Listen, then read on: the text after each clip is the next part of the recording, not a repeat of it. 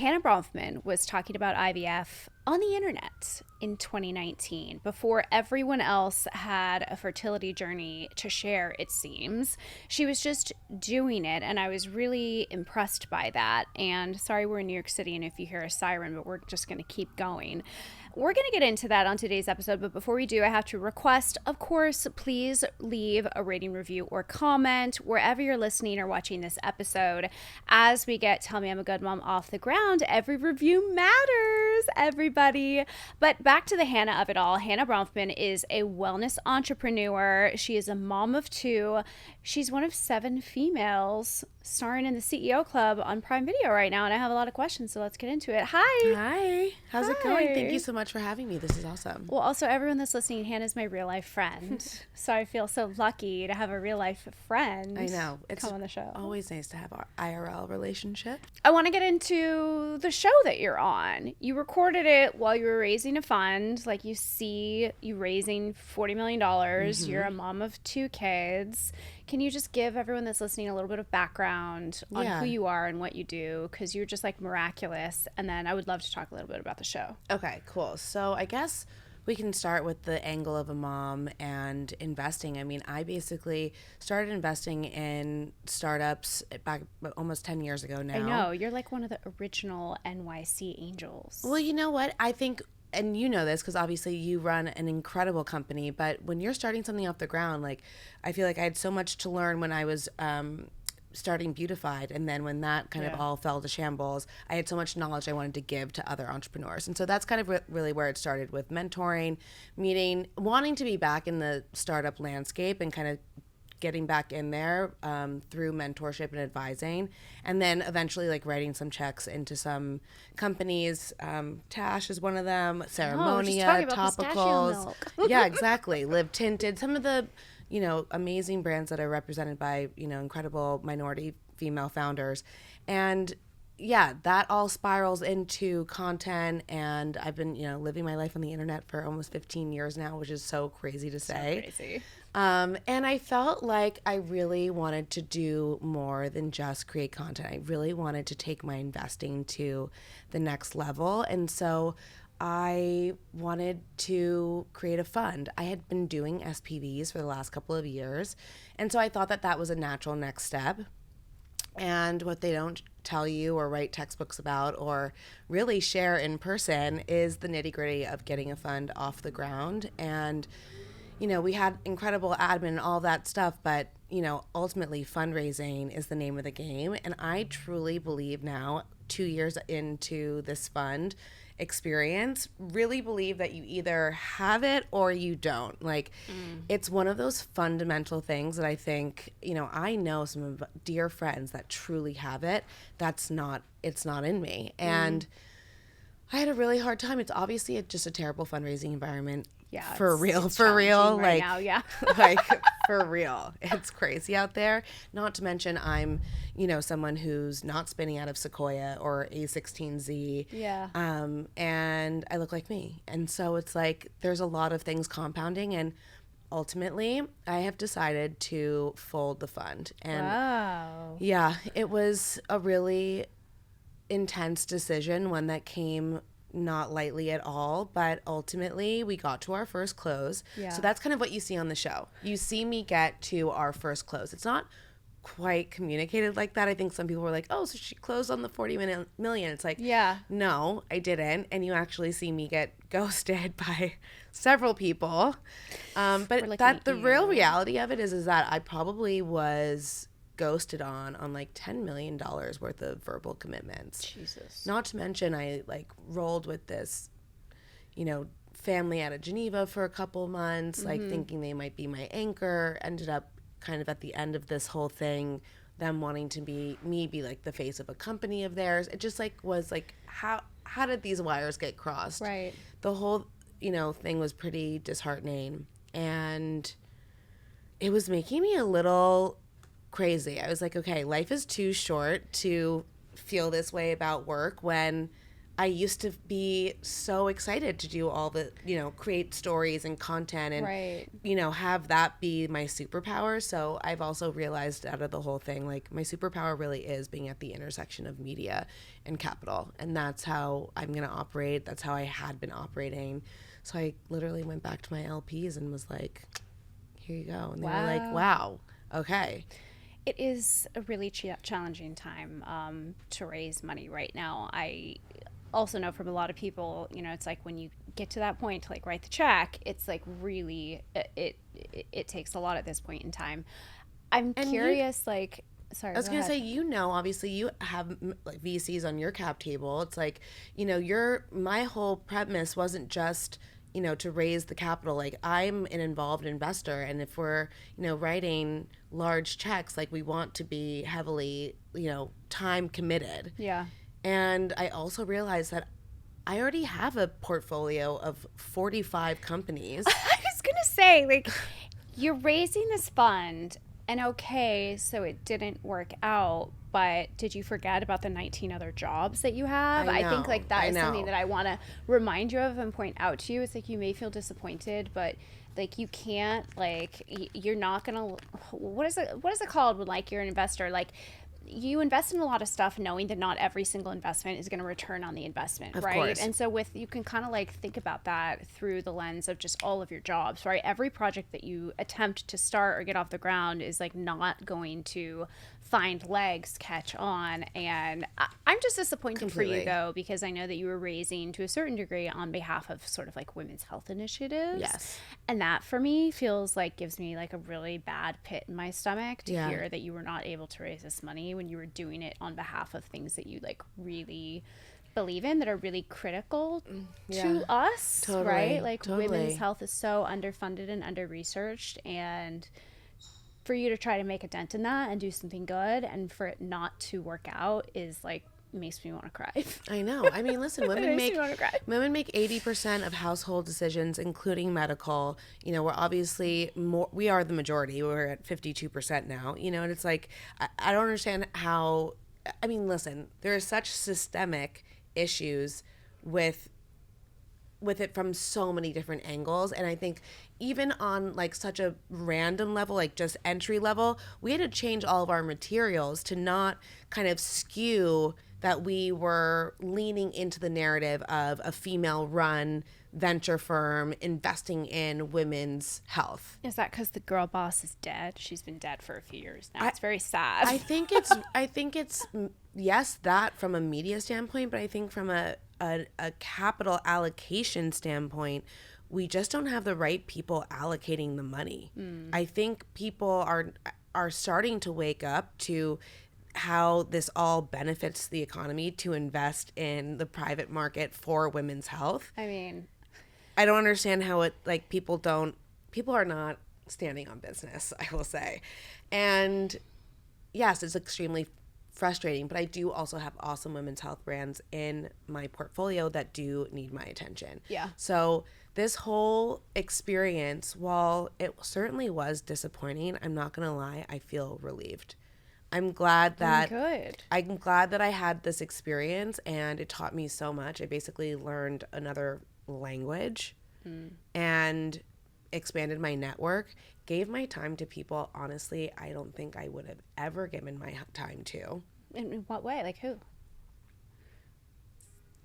I mean, you don't have to tell us if you don't want to tell us. The amount of phone calls that you take with consultants, family offices, allocators at, all of the funds. Like, listen, it's a very cagey, ego-centric industry. I am a people pleaser by nature. I've literally sat in a corner of a room DJing for hundreds of people that don't even know I'm in the room. Okay. I don't need to be the ego in the room. And I've touched also many different industries. I love your DJ career, part of your career. I mean, 12 years. It's so cool.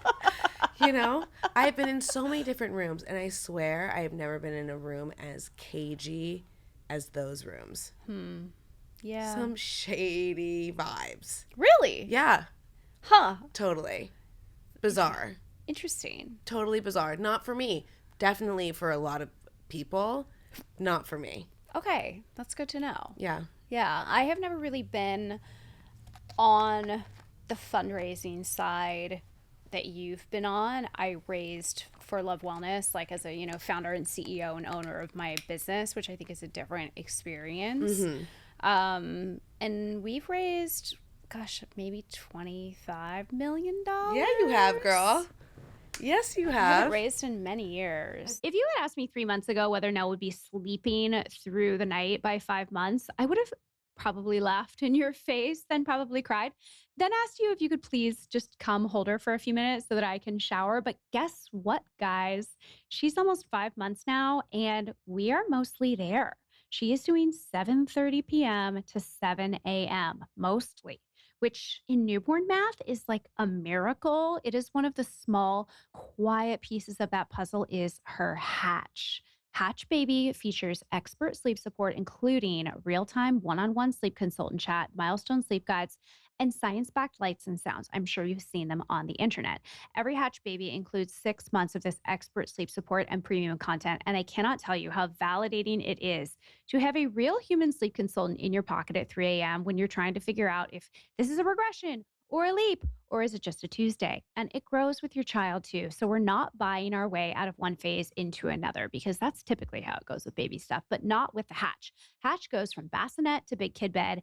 It is in 1 and 3 nurseries for a reason. And it's also genuinely so beautiful in her room.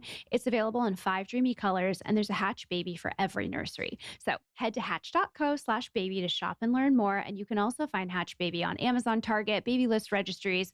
Again, that's hatch.co/baby to shop and get real-time sleep support. All right, everybody. So I'm going back to work full-time soon after almost 5 months of being completely consumed by postpartum, breastfeeding or trying to breastfeed, Nell's CMPA, sleep schedules, healing from a C-section, retained placenta. Oh my God, I sound like a crazy person. Learning who Nell is and trying to remember who I am.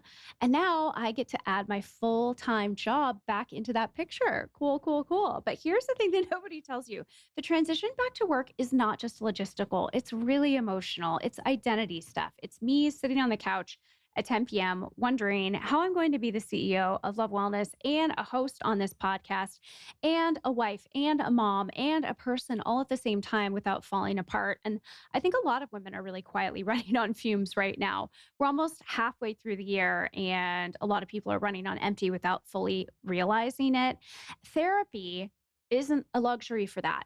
It is the actual tool. Whether it's your first time in therapy or your 50th, Grow Therapy makes it easier to find a therapist who fits you, not the other way around. They connect you with thousands of independent, licensed therapists across the US, offering both virtual and in-person sessions, nights and weekends. Grow accepts over 125 insurance plans, and sessions average $21 with insurance, and some pay as little as $0, depending on their plan. No subscriptions, no long-term commitments. You just pay per session. So whatever challenges you're facing, Grow Therapy is here to help. Visit growtherapy.com/goodmom today to get started. That's growtherapy.com/goodmom. Availability and coverage vary by state and insurance plan. Didn't you just put out a gummy? No, Oh, or strips. Strips. Love a strip. Yeah, no, we are Love a strip. we are the not gummy brand. Sorry. Love Wellness. Come on, Hannah. Shit. Fuck. Our new format is strips because they're superior to gummies. Gummies basically, like, what goes into a gummy is basically just the format itself, like the squishy gummy, like the gelatin and everything. Right. So you can barely fit any active ingredients into a gummy. And by the time it gets to they generally degrade very quickly as well. And so gummy is like not the preferred. No, the strip format. is bypassing all of that. Yeah, by strip just going is great. Straight into Strip is great. You can like concentrate ingredients and then pack it into the strip. They still taste good. I take a strip a glutathione strip I have really bad melasma, which is another amazing thing that science has no idea about. Yeah, no idea. So that's fun. Interesting. Yeah. I just changed to a glutathione liquid because sorry guys, we're going down a wellness rabbit hole here, but Hannah and I like this stuff. Yeah, we do. Totally geek out. Did you read that article recently that did an answer expose is on no. all of the peptide? Okay. Oh my God. So this article came out like a week or two ago, and somebody took their peptides to a lab and had them tested to see what was actually in the peptides. And we were texting about peptides a couple of weeks ago. Yeah.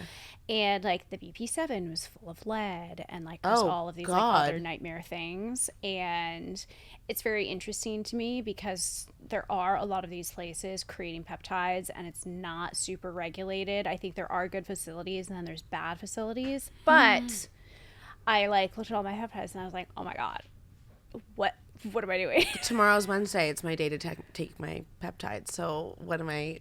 I don't know. Do we need to send them to the lab? Do I send? What kind of lab do we send them to? Basically, there's these facilities that like do testing for all kinds of consumer brands. Okay. You know, like for safety and you know all this type of stuff. Like we do it for like every batch of vitamins that we make at Love Wellness. Right. Like everything gets tested, right? So there's all these labs that exist where you can basically test what is in something. And I don't know if it was like one batch from one group or whatever, but the results that came back from whatever was tested was like pretty shocking. And we're talking about injectable peptides, you guys, not like a supplement. So just a few days ago, I got some of my things in like different formats because I'm like freaked out. Right. So now you're like, okay, liquid glutathione. Yeah, maybe liquid glutathione, like our strips I'm taking, things like that. But like, I don't know how to replace BP7. You know, I have a nasal spray peptide that I really love. It's kind of a mix for focus, calm, and I was kind of thinking I had a little bit of like this ADD going on, but it's not. It's just that my brain is, I think I'm perimenopausal. I don't know what's going on, but like, anyway, so it's supposed to be for focus and calm, and it's been great. C-Lank and C-Max, and they're both nasal sprays. I know about C-Lank. Okay. Is this the peptide episode? I don't know. I don't know.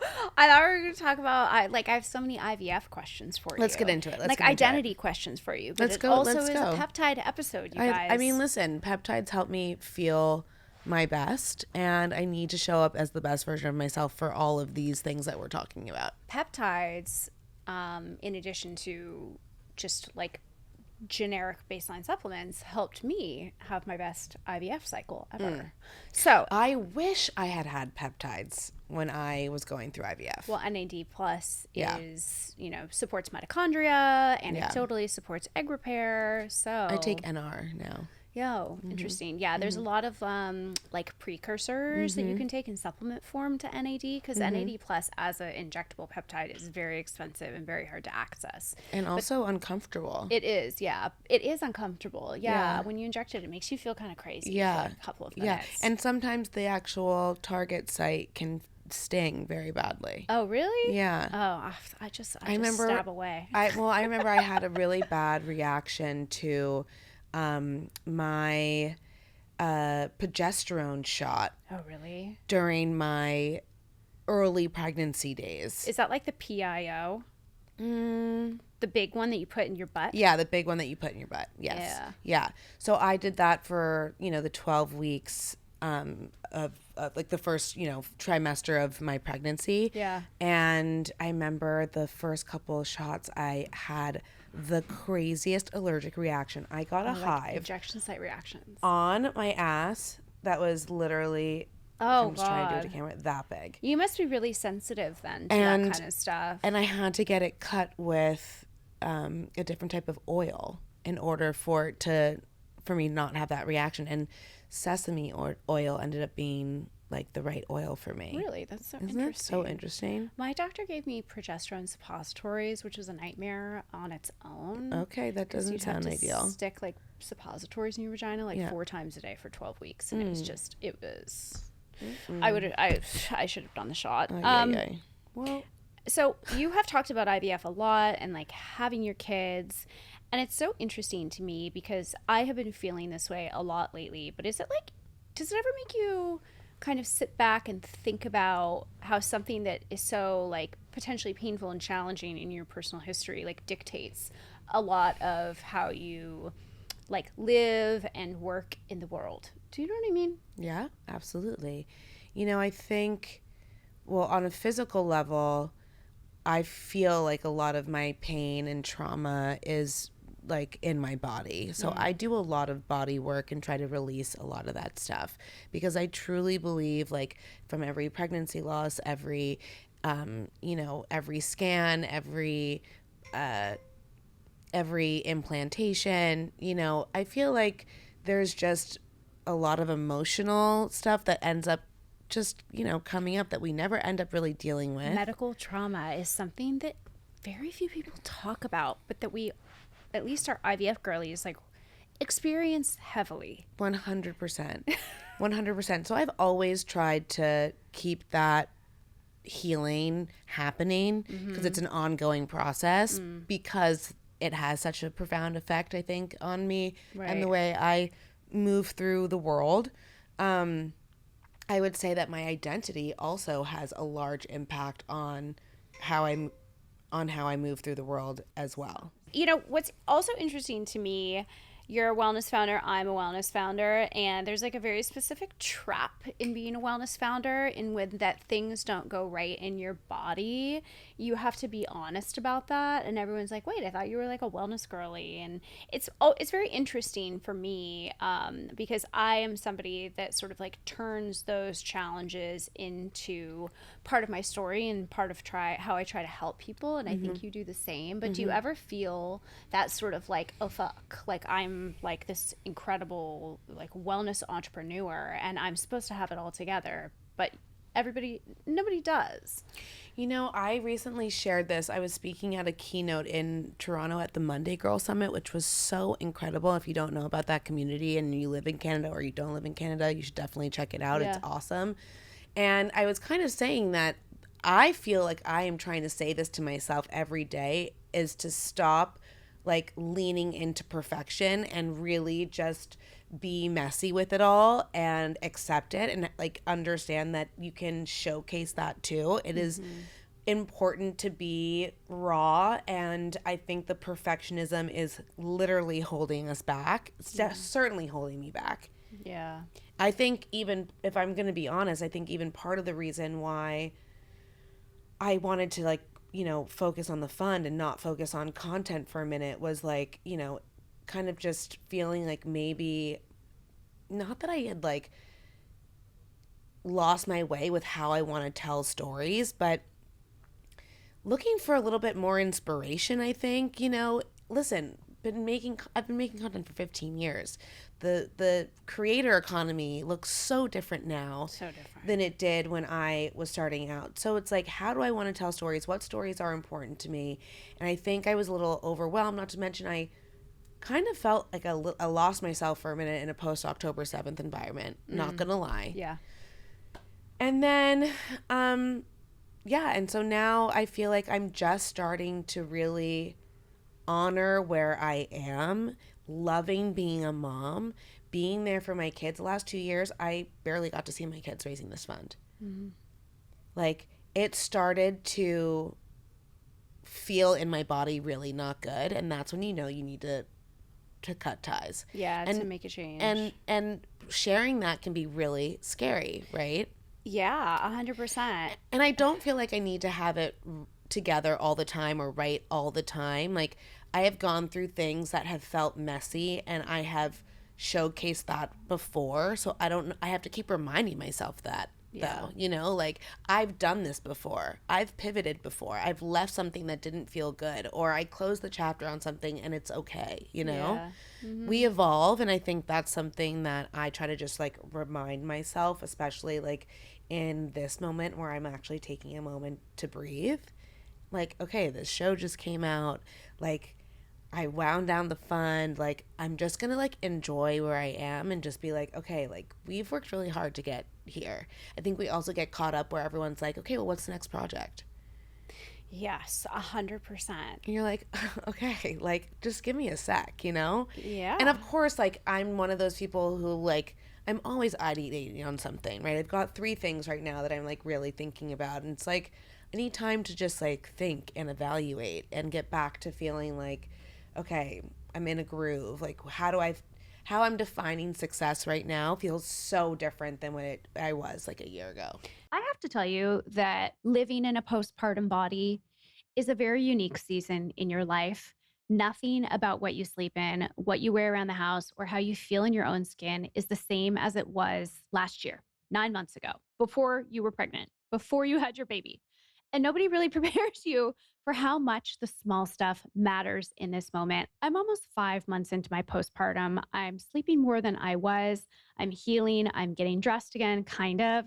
And what I've discovered is that the right pajamas at the end of a long day with a baby do something for you that I genuinely did not see coming. They make the whole night softer and easier. I have been living in my Cozy Earth bamboo stretch knit pajama set. They're made from viscose from bamboo. Breathable, soft, gentle on a body that is still like really figuring out its new normal. And the bamboo sheet set on our bed is doing the same job for the actual, like, I don't know, 6 hours of sleep that I'm getting. And Cozy Earth stands behind everything that they make, a 30-day return policy on all products, a lifetime warranty on the clothing, and hassle-free returns if anything isn't right. So if this season has shifted how you sleep or lounge or unwind, you got to explore breathable softness designed to support and never overwhelm you. This Memorial Day, head to cozyearth.com and use my code GOODMOM for up to 30% off, but only for a limited time. This exclusive offer runs from May 18th to June 1st only, so do not wait. That's code GOODMOM at cozyearth.com for up to 30% off. And if you see a post purchase survey, mention that you heard about Cozy Earth right here. We went on our first long road trip with baby Nell over Memorial Day weekend. I'm curious if any of you guys have done that yet with a baby. I mean, I'm sure you have, but it seems and feels like it's a really big deal the first time that you do it, and especially before the first time you do it. All of the prep, it is like one of the first real tests of all of the gear. And we wanted to do a road trip because we wanted to bring her gear, right? Like we wanted to bring the Pippa Urban with us. We wanted her bassinet. We needed her stroller because we were going on a weekend with friends, lots of activities, winery, lacrosse game, all kinds of stuff. So, spoiler, we did so great. I'm so excited about it. I have talked about the Pippa Urban before. Because we live in New York City, it is the best car seat if you live in a city and you do rideshare, but it's also great for road trips. It is so lightweight, and that sounds like a small detail, but getting it in and out of the car and into friends' cars and things all weekend long made such a difference.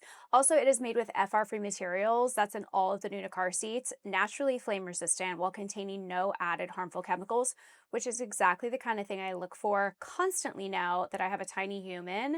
And the Swiv stroller also came with us. It has effortless maneuverability with these 360-degree swivel wheels. It's so cool. It's like if you think about a crab that walks from side to side, the Swiv does that in addition from going front to back, obviously. We were navigating restaurant patios, gravel paths, like sidewalks that are so tiny because we were down in Charlottesville and it's like an old little town. The pivoting in tight spaces saved me probably like 47 small moments of frustration. And of course, we brought the bassinet too, because when you're away from home for many days and you're out and about with friends, the baby is going to need to nap on the go, and she loves to nap in her bassinet. The bassinet works with the Swiv, and it quickly and securely connects to the stroller for all of those strolls that we did at nap time. It is ultra compact, it's perfect for traveling. It is worth the space in the trunk every single time. And this is what I keep coming back to about Nuna. It's designed around your life. It's safety without compromises. It's gear that's easy to use. It's built to last. It is obsessively safe. and it's crafted with these premium materials that respect your child's well-being and the world around them. And that language sounds like marketing until you actually live with these products, and then it just sounds true because it is true.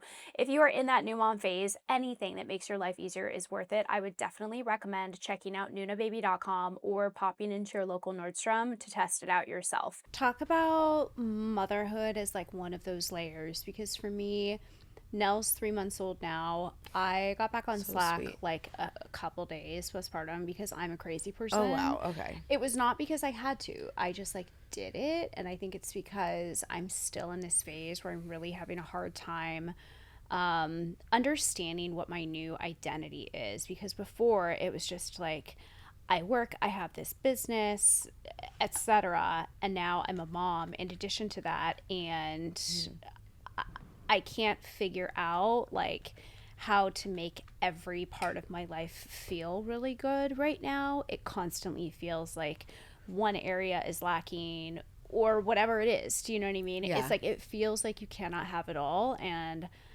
I'm struggling with that a little bit, and I'm curious if that is something that you struggle with, and if that's maybe why you've made some of the decisions that you've made lately, like with the fund. Yeah, I mean, I definitely know now more than ever just how precious my time is, and how time is a commodity that literally has no price. Like I have to prioritize, and I'm not mad at all of the things. I'm not expecting that they're all going to work. There has to be so much trade-off and give and take. Yeah. And for me, with the fund was taking up so much of my time. It was taking up time away from my family. It was also taking up time away from how I actually monetize my life. Mm-hmm. So that's well, taking and doing away it postpartum. You said that you launched it 3 months after you had Claude. Exactly. Like that's a lot. A lot. And like, our household income was like being affected. Yeah, so totally. It's like, there's that too. And even though a fund is, it's a long-term goal, right? And a long-term return, I just started to have to like really weigh the situation and be realistic as things developed, right? There's things that happened 6 months in that that then got us to 12 months, that then got us to 15 months. Like, we were making progress, but at what cost? Right? So, and I was like, I value my time, and I want to be a mom, and I want to take my kids to school. Also, this is going to be, I know this is, but Preston and Claude are at the same school for just 1 year. Oh. Right. And I really wanted to like take them to school together, and of course you do. Just like do that. We live like walking distance to school. Like, how much of a luxury is that? Yeah, you don't want to be on endless phone calls that are not going well. No. You want to take your kids to school. And also the repetitiveness. That was killer. Yeah, fundraising in particular, I've heard, is just like, really, it's for the maniacs. I don't want to scare people, and I'm so sorry if you're going through it. Honestly, it's brutal. I feel you, I see you, and I'm sending you strength and positive vibes. I think, listen, CPG is definitely getting better right now. We've seen some really fun things go on in the last couple of weeks. Yeah. And I was just on a panel interviewing 2 incredible female founders, Kate from Maven and Toynin from City Blocks. And I mean, together they've raised, I don't even know, $900 million. The Maven girls just emailed me. I need to email them. You should definitely email them. That would be 100%. A great partnership, Maven and Love. Yeah, 100%. Yeah, they emailed me about an event or something. I don't exactly recall. So something that I would like to talk about, you are a storyteller, like in your soul. That's how you started your career online, creating content. And you have been creating such fun, joyful mom content, and I love it. Thank like you. You getting ready with Claude, so cute. Like, it makes me want to like squeeze her little cheeks through the screen. Oh my god, I know. Me too. It's so fun. Honestly, it is. I have been having fun. It's been nice to reconnect. With making content, and fun. Like, it is fun, and it totally can be fun.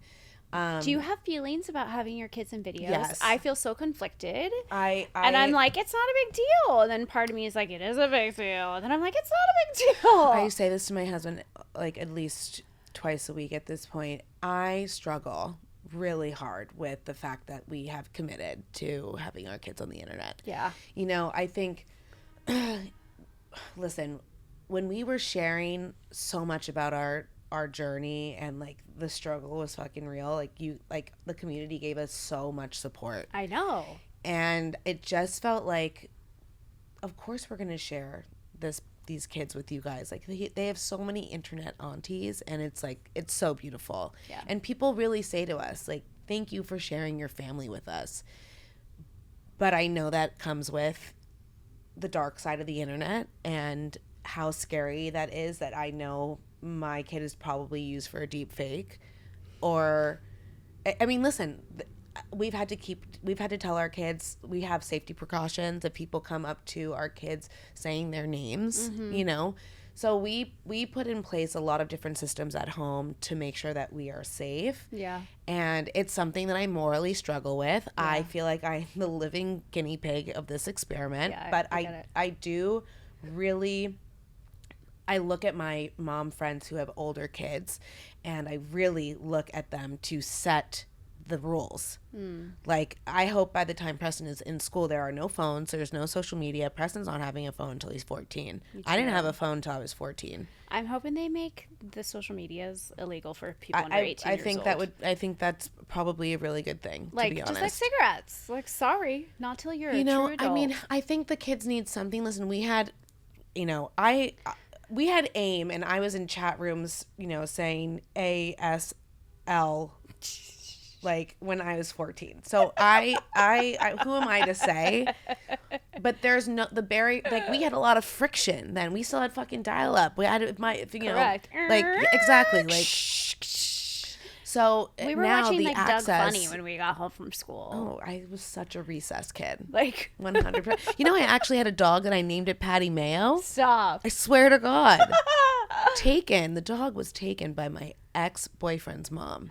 Patty Mayo, does she still live? I think she does, and she probably has a beautiful home in Philly. But how devastating, though. It was, and I was in college. I never, that's something I haven't shared with my therapist. Oh, okay, you were in college and Patty Mayo does not live. I know. No, but we are living a time warp where we think that we were in college like 3 years ago, but it was more than that. Oh my gosh, no. We're talking like 2009. Yeah, Patty Mayo is not with us anymore. No, well, really?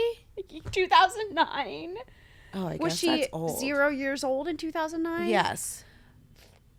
Okay, perhaps. A French bulldog. I don't even know what their lifespan is. Maybe Patty Mayo's not living anymore. Okay, I'm going to have to check on this, which is, I don't know how I'm going to do that, but, oh, God. Sorry, Brendan.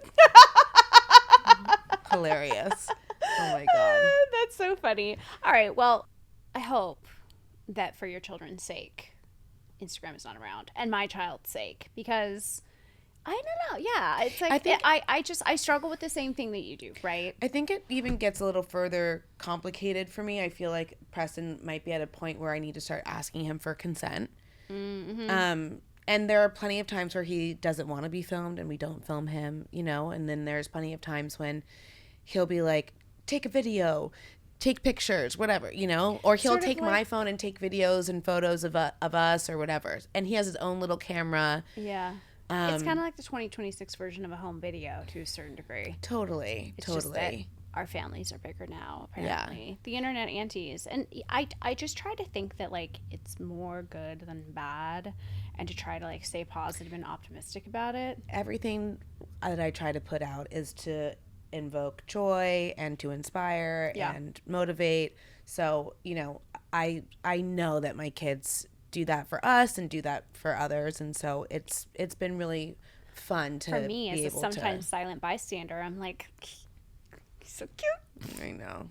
Claude is like, she's like delectable. It's like her insane. And, like, getting into hairdos and stuff is just, oh my gosh, I can't wait. Nell has like the funniest little hair. It's gonna be a while. Oh man, it's gonna go through so many different phases. Claude, I mean, it's funny because I put out something and people were like, oh, that girl wants a bust down. And I was like, oh my God, she does. She wants the inches. It's insane. She wants long hair. I got braids like a couple months ago, and my hairstylist made one braid on a clip for me to give to her, and she literally clipped it into her ponytail and wore it to school. Oh wow. But then she didn't come home with it, and I was like, where is is it? She's like, oh no, it must have fallen off. So now there must be like a rogue braid wandering around the well, preschool. Well, also, like, you sometimes wander the streets and you're like, there's a piece of hair on Yeah. the ground. In New York City. Oh, okay. You see it all the time. Yeah. Well, this has been very fun. Thank you for giving us your updates. Yeah. I think that, like, the direction that you've chosen, the decisions that you've made for yourself seem really healthy, and I think it's probably, like, where you need to be right now, given everything that you've said. So congratulations. Thank you. Like, failure doesn't have to be, like, a failure. It can actually be, like, hell yeah, I decided not to do that anymore. 100%. Right? Hell fucking yeah. Hell yeah. Okay, where can everybody listening find you? You can find me on Substack at my newsletter is Hannah's List. I publish twice a week. I love your newsletter. Thank you. And you can find me on Instagram and TikTok. My account is just my name, Hannah Bronfman. Fab. Well, thanks guys for tuning in to this week's episode. Wherever you are listening or watching, please remember to hit subscribe, hit follow. I feel like a 2010 YouTuber when I say that. You know what? I kind of like it. It's giving nostalgic. It is. I like it. Let's give people action items. Hit follow and subscribe. That's your CTA, guys. See you next week.